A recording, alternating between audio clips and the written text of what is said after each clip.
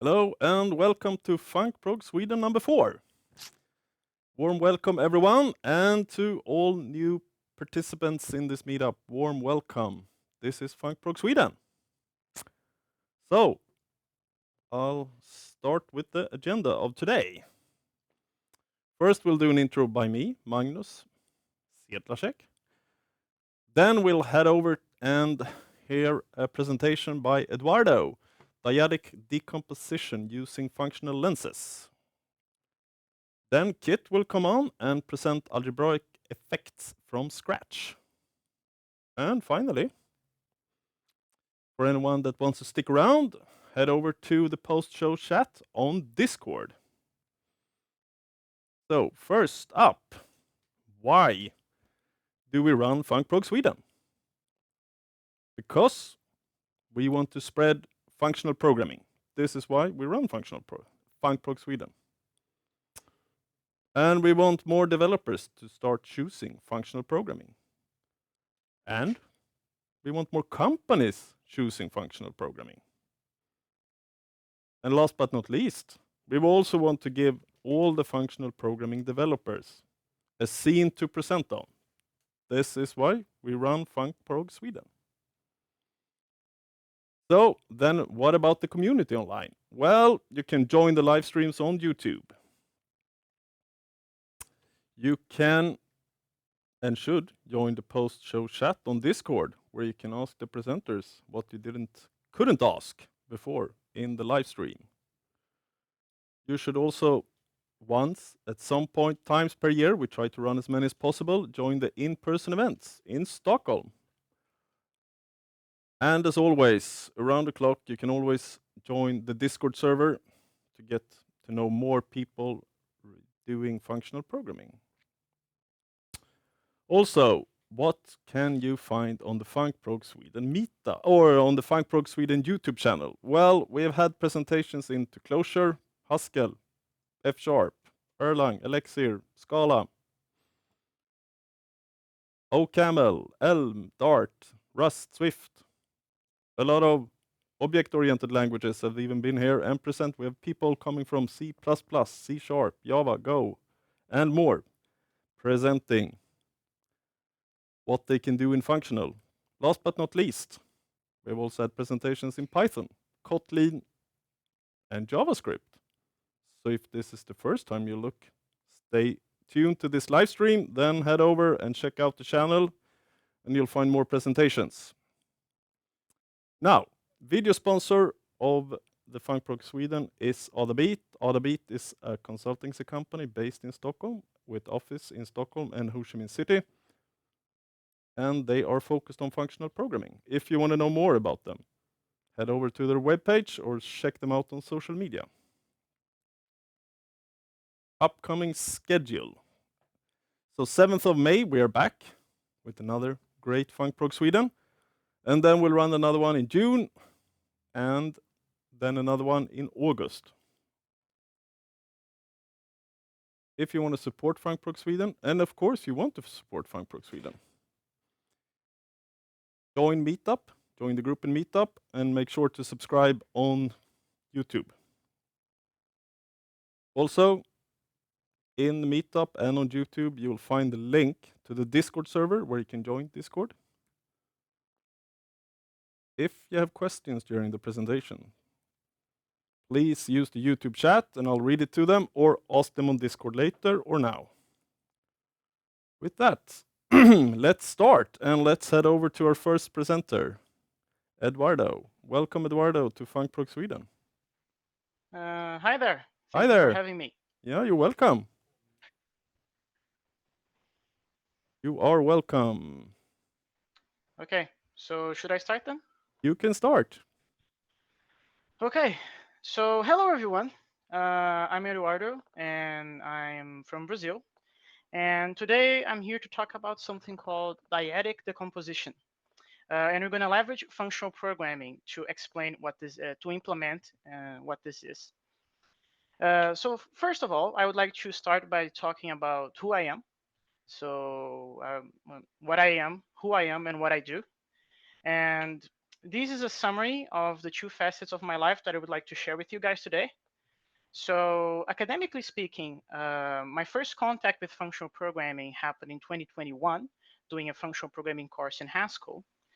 And there, in the same course, I met my current supervisor on my master's degree, which started in 2023 and will end until the end of this year, 2024.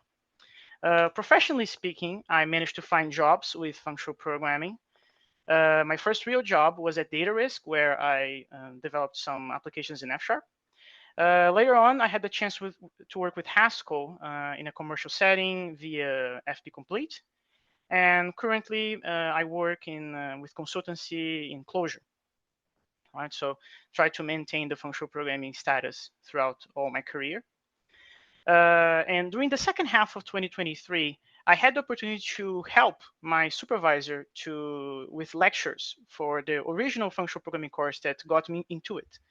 And it was an honor and a pleasure to participate on that. It's always fun to teach people functional programming. And in this screenshot here, you can see myself explaining some Haskell syntax, how to work with the REPL. And my mission when teaching the students with my lectures was to provide a sketch to answer the following question. What is functional programming? And as we know, this topic can go out of the rails. It can go wild. There are so many things that we can list to try to make a definition of what this is supposed to mean. We can have denotational semantics, purity, immutability, composition, and many other topics that you can list. And it is, in fact, a complicated matter. Our community is still unsolved about what is the definition of functional programming. But when I did my lectures, I tried to introduce to the students that regardless of the definition that you're going to settle on, the definition needs to accommodate powerful primitives. These pieces are more commonly named high-order functions. And I'm going to call them combining forms in this talk because I got this idea from this quote here from John Bacchus in his Turing Award paper, Can Programming Be Liberated from the von Neumann Style? And Bacchus noticed that there are some pieces of code that you can compose and make even more powerful programs in a way that it scales really, really well.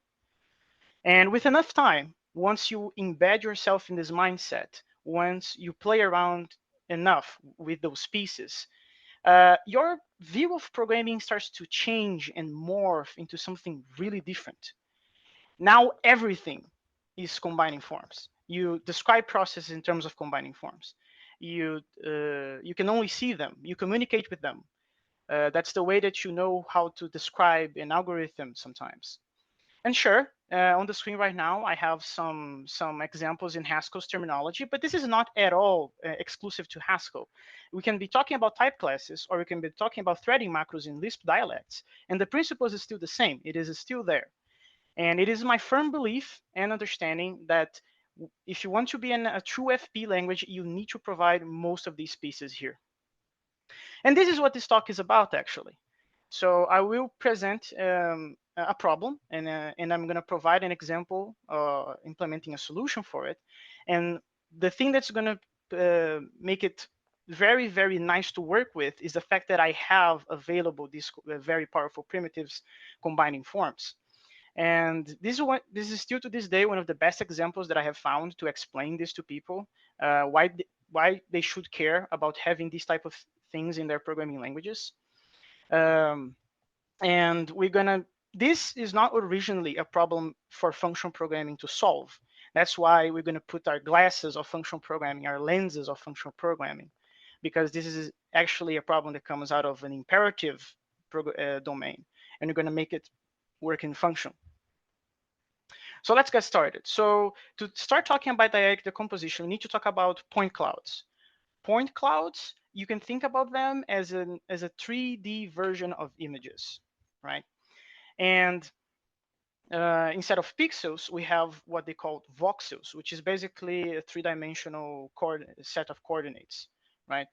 And more importantly, point clouds are usually used to describe shells, right? So We only care about the contour of objects in a 3D space. Hence, our point cloud is basically empty, and it's just the shell is in 3D. So there's no voxels filling the object at all within. And something to keep in mind that is really, really important to our problem is that these data objects are huge. So what do I mean by huge?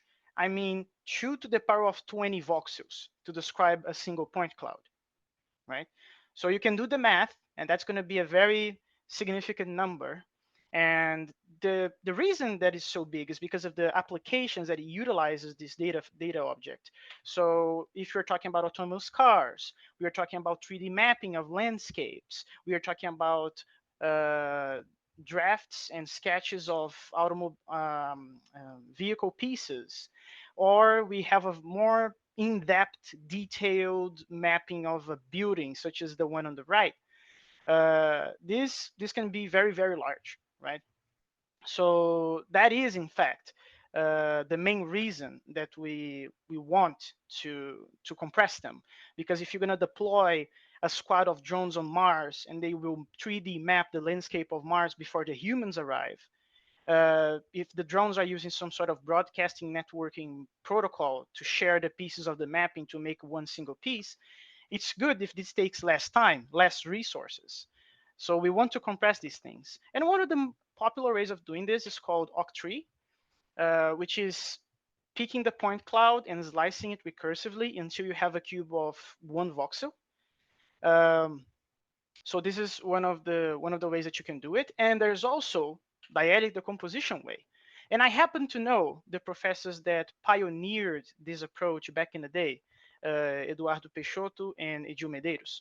They are both Brazilian. I had courses with them during graduation, and they taught me how to do this. And now we're gonna understand how this does the compression, and I hope I can bring intuition to what this does, even if I'm not going to provide all the details in implementation. So here's the picture of what dyadic decomposition does. We're going to go over it bit by bit in very, very detailed manner, so everybody can be on the same page. So the first thing that we'll do is we picked our point cloud and we're going to slice it. Dyadic decomposition, similar to its Octree competitor, is also based on slicing the point cloud recursively. We're going to pick the point cloud as a cube, right? And we're going to slice it in half. Each smaller cube will have the length half from the original cube. So you can see in the image right there. If you combine the two pieces back together, you have the original cube. But I would like you to remember that there is a relationship between the parent node and the immediate 2 children below. That's important. It's going to matter a lot later. And in fact, if you continue doing this process, right? So you pick the children, you do it again. You pick those, and do it again. You're gonna and you continue this until you have a point cloud of slice of width of 1. You're gonna have, and then you pick all the leaves of this binary tree and combine them, you're gonna have the original point cloud back again. So I should emphasize this. This step does not do compression at all. This is just an intermediary step for us. The real trick happens with this next step. So imagine that you made your binary tree. Imagine that you sliced all the way down. So imagine now that at each triplet, at each parent and its immediate 2 children, we're going to point a light on them. And then you can imagine further that there is a surface behind that. So there will be silhouettes happening there. And this is the secret. This is the secret sauce that will allow us to send less information to the receiver. And I'm going to explain this right now.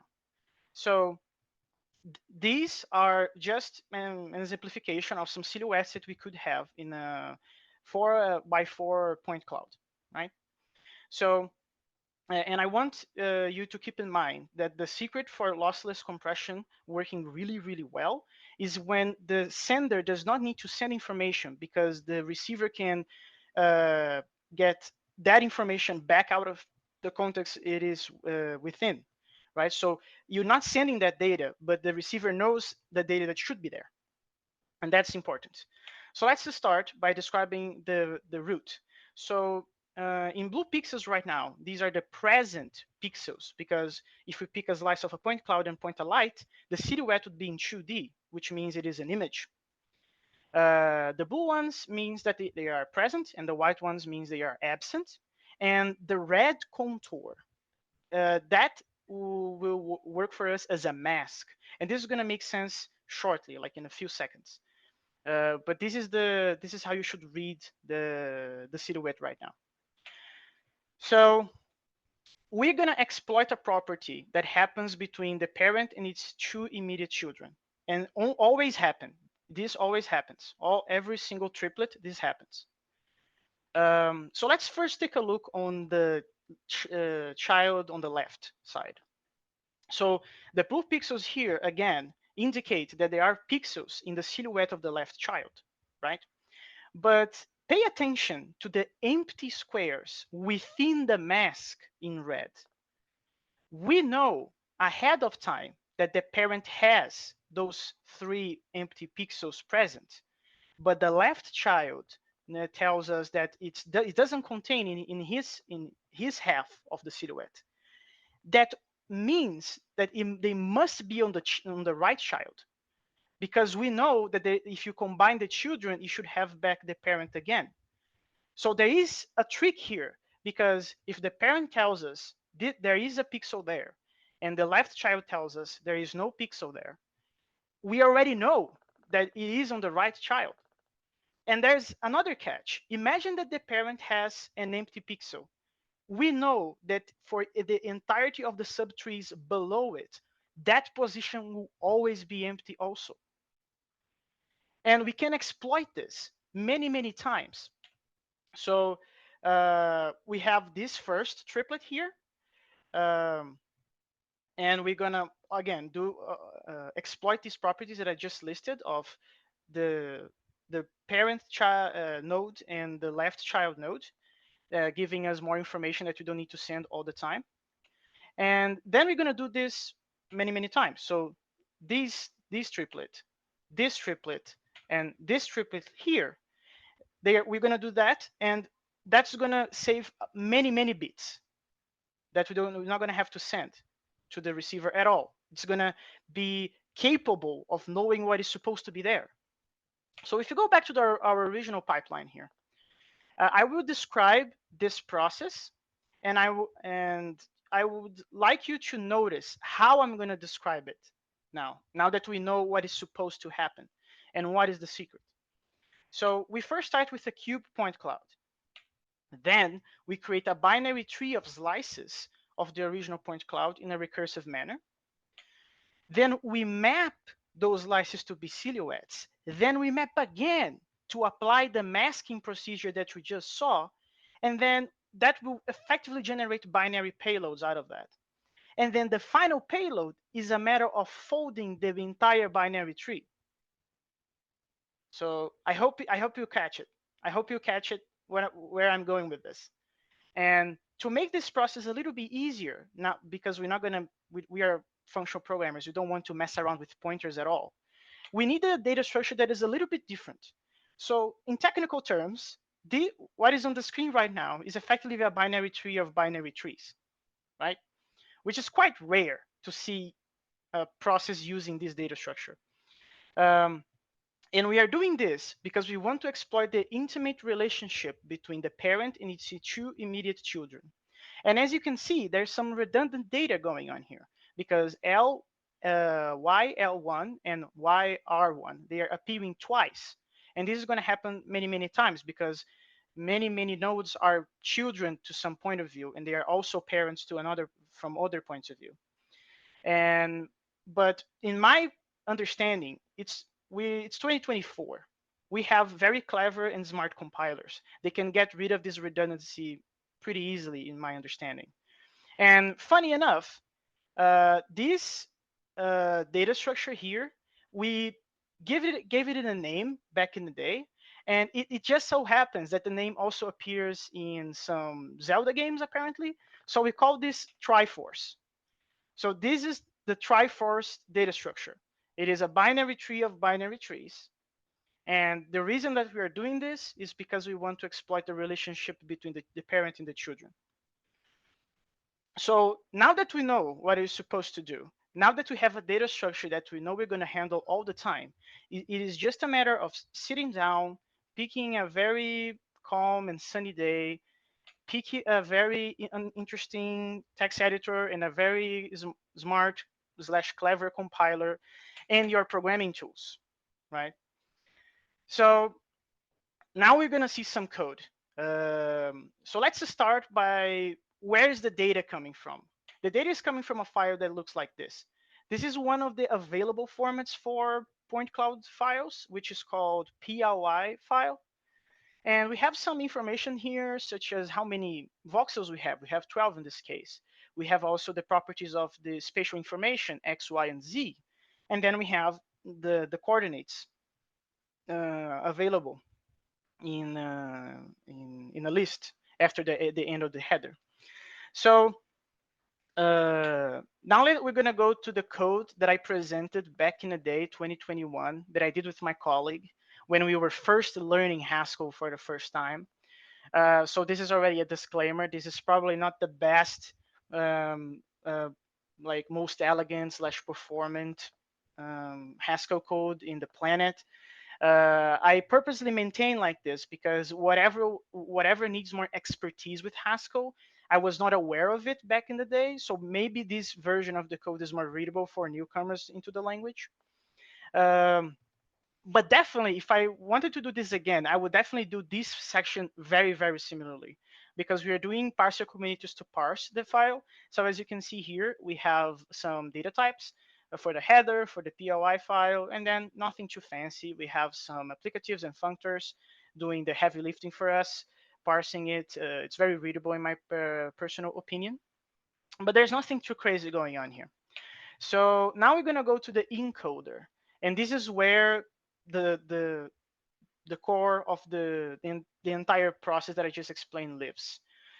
So first of all, we're going to create some type aliases just for the sake of documentation to make it more readable later, especially the 3 years since I first wrote this. So we're first going to make the point cloud size alias, which is basically an integer. And what that means is that if we are assuming that the point cloud is a cube, this value is the size of the edge of the cube. Then we have a bit, which for us is a char slash word 8. And I know, this seems very wasteful because a bit is not 8 bits. I know how to count. But this was the less annoying way to handle this type of stuff. And before we write to the file, we actually get rid of the extra bits that we are not utilizing at all. We do that only when writing to the disk. So calm down. We didn't waste many bits uh, in this process. And then we have a bit stream, which is basically a list of bits. Again, another point that you can make it more performant. You could make a vector, you could make an array. Probably would perform better for sure. And now we're going to go to the encode geometry function. So this function takes an axis, which is important because we need to know at which orientation we're going to put the light so then we can project and make our silhouette. We have the PRY parsed data structure. And if everything goes all right, we're going to return out of this a bit stream, which is what we're going to write into the disk, a point cloud size, and an axis, which are mandatory informations for the decoder to do its job later on. Next step is to actually create the Triforce tree out of our parsed PLI point cloud. So the build Triforce function picks an axis and a PLI data structure. And if everything goes all right, it's going to return us the data structure that we are about to see, which is the isparse Triforce tree, and also the size of the edge of the point cloud, assuming it is a cube. So in here, we have the data types for the Triforce. So the first thing that we need to do is actually to define what is an image, right? Because a silhouette is an image. So we define first an image sparse data type, which actually has a set of pixels. Each pixel knows its position. and we also save the side there for later on. And then we're going to make a binary tree. We could definitely use import like a package here, no problem, but we decided, oh well, we are learning Haskell for the first time, why not? So let's make our own binary tree here. And after we create the binary tree, we're going to create the iSparse triforce, which is basically the smaller binary tree from the outer node that I showed you guys earlier. And then we're going to wrap that on another type alias called iSparse triforce tree, which is a binary tree of iSparse triforce. So now we have a binary trees of binary trees effectively. So going back now to where this is being used, I would like to explain a little bit in detail what the PC2 triforce function does, right at the bottom there, the last line there. So aside from that, there's nothing too crazy. The filter from label function picks the vertex field out of the PRY file. Then we transform that parse data structure into a point cloud data structure, which is very similar. And then we do PC2 triforce, which is where most of our combining forms lives, for instance. So if you go to that function, PC2 triforce, we can see that it takes an axis and a point cloud, as I mentioned earlier, and it's going to do the process of transforming all of that into an iSparse triforce tree.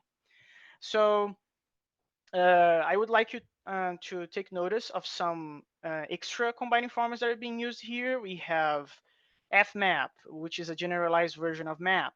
We have the $sign. We have compose, and these are all combining forms that I mentioned before. And we're going to see some of these functions in more detail here. So the triforce tree range function basically creates the entire binary trees of binary trees as a placeholder. So we're going to populate this data structure later on in an immutable manner. But this is the, let's say, the initial value for our fold. So we're going to basically create an empty binary tree of binary trees already with the correct size, everything already built correctly and all that stuff. And then we're going to pick the point cloud and a range, which is basically like a start to finish tuple. And we're going to slice the point cloud and then apply the silhouette maneuver on it. Right? So there's no masking at this step. This is just a matter of picking a cake, which is the entirety of the cake. We made a placeholder data structure that you're going to put pieces of the cake inside. And then we're going to make silhouettes out of that. That's basically what we are doing here. So these are the main functions that is doing the leveraging the slicing and the silhouette making. We're going to look into those a little bit more. So this is the code section that matters for those functions. So as I pointed before, we have a POI that is being transformed to a point cloud, but it's nothing too fancy. We're just converting. It's very similar to what we had with the image sparse, but instead of having pixels, we have voxels. And you also save the size because we don't want to have to compute that again once you compute it once. And now we're going to go to the slice point cloud prime function, which the type is really, really descriptive in my opinion, because it's basically picking an axis, a range, which is basically where do you want to cut the cake, and it's going to provide you a slice of it. Very, very descriptive, right? So then we have the slice to silhouette function, which picks an axis, picks a point cloud. It could be the entirety of the point cloud, or it could be a slice, doesn't matter. And then you're going to provide an image sparse out of that. This works fine, just fine. And now if you go back to the encoder, now we know what the build triforce function is doing. We have a very intuitive idea of what is going on there. And I would like to take a closer look specifically at this line here, right? Because this is the return out of the encode geometry function. And when I was describing the process earlier, I mentioned a fold and I mentioned maps, right? We saw some of those maps already. We saw fmap going on in some slides earlier. So, but the fold this is where the fold lives. So this piece of it, we need to send the silhouette out of the root. So we're going to pick the entirety of the point cloud and pick the silhouette out of that. We need to send that information because that is what starts the entirety of the process. And then we're going to do this concat map triforce to binary. So what we're going to be doing here is picking our triforce data structure. We're going to map triforce to binary into the nodes of this data structure. And then we're going to fold everything together in a single shot, right? And now we're going to see what the triforce to binary function does. It picks a nice parse triforce because this is what we have in the node, right? In the node, we have the smaller binary tree there. And we're going to return a binary, which is a bit stream, sorry, which is a list of bits. And because we're using concat map knows how to fold the list. So it's fine, just fine. So this function here, again, the type is very descriptive for what it's supposed to be doing. And it is utilizing now is where the masking process happens. This is where it happens. And as you can see here, we're using a slightly different representation for an image because before we defined an image sparse, right, which is a set of pixels. In here, when we were making the implementation, we settled that having an image raster representation, which is basically representing an image as a matrix, it's easier to do the masking, right? So this is what is happening here. We're just using matrices to do the masking process. And this is the pipeline that the code is implementing now, which is very similar to the pipeline that I showed you guys before when I was explaining the dyadic decomposition process. So we're going to go over this one more time. So from a POI file, we're going to parse that, and we're going to get a point cloud data structure out of that. Then we're going to create a binary tree of binary trees from the original point cloud. And during this phase is where we do the slicing and the silhouette making, right? So no masking until this point. And there are many combining forms being used to make this process happen, as we saw before. And then finally, we're going to pick a triforce tree and convert that to a bit stream. And we're going to pick the silhouettes, apply the masking process, right? And then fold everything together to have a single binary payload. And that's about it, actually. That's all that the code does. Of course, I'm not showing everything. You can check it out. Well, check the code out in the video description. I provided a link to the repo. And I should also emphasize that this is not probably the best implementation available in Haskell for this, but it was at the time what we did when we were learning as newcomers to Haskell. And after all of this, you may be wondering, what about decoding this thing?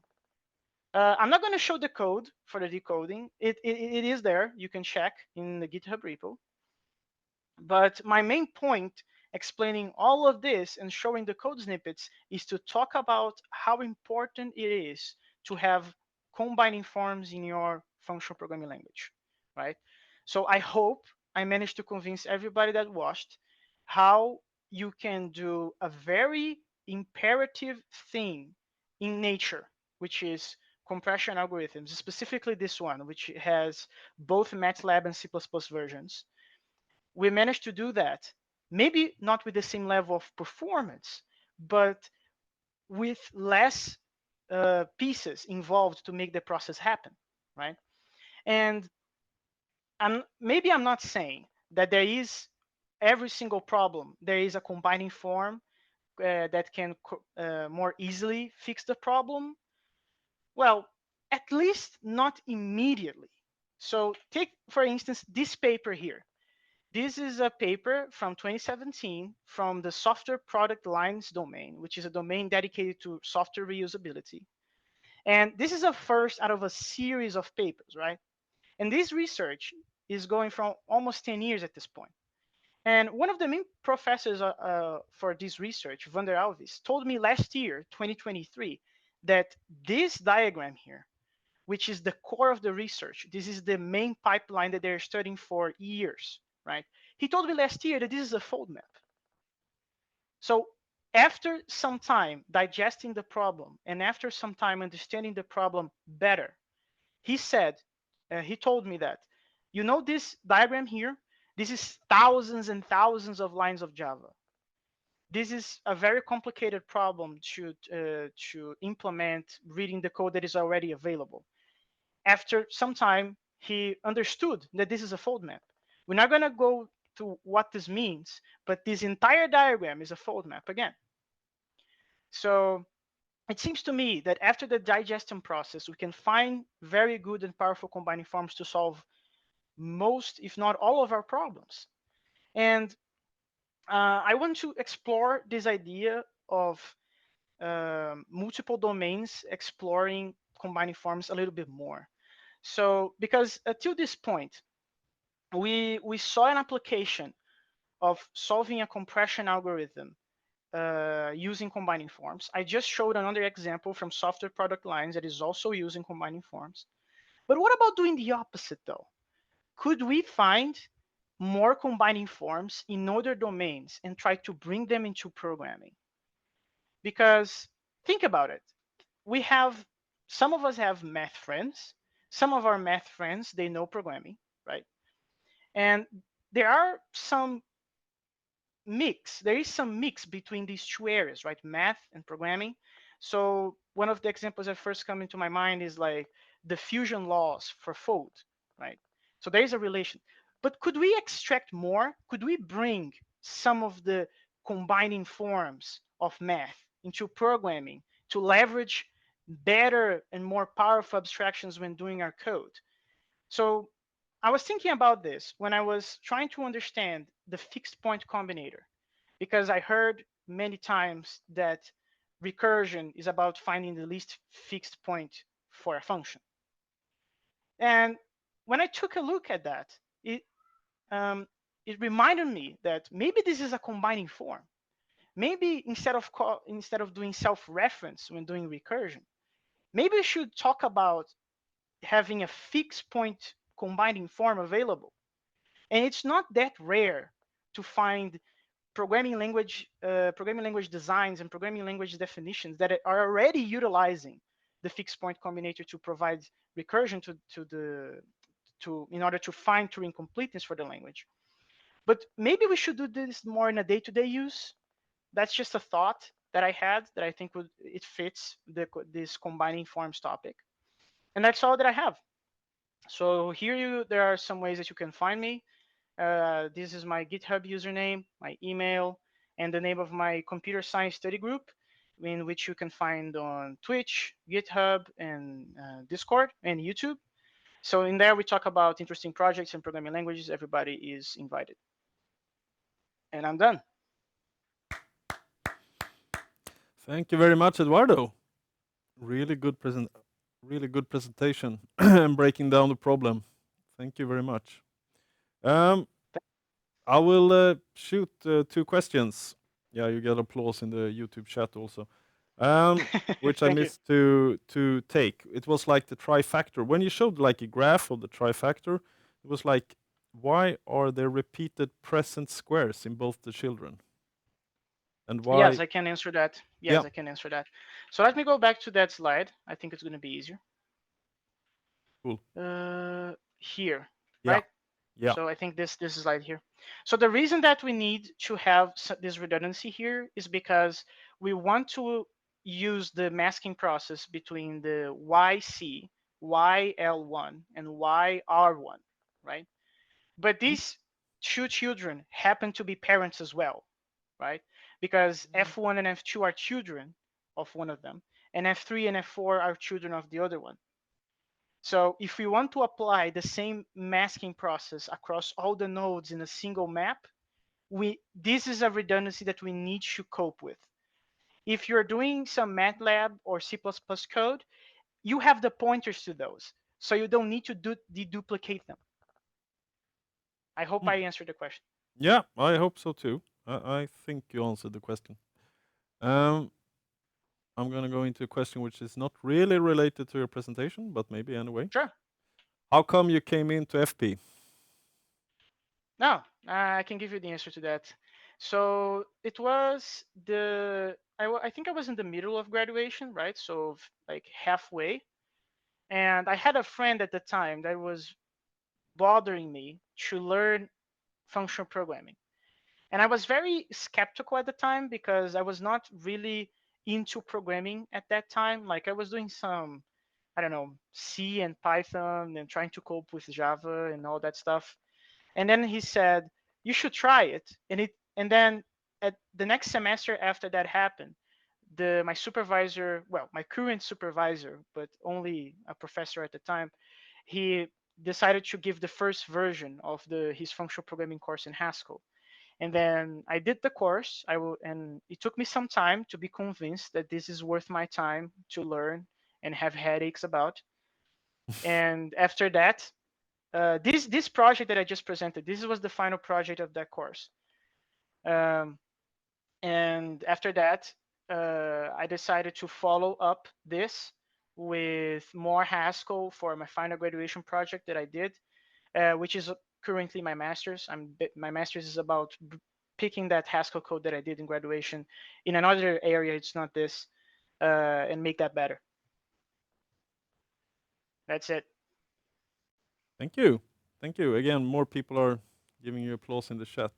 Thank you. Yeah, Thank it you was a very really nice. much. Yeah, it was a really nice presentation. And you will stick around until we come back to Discord? Yeah, yeah. Yes. Cool. Again, thank you very much, Eduardo. Thank you very much.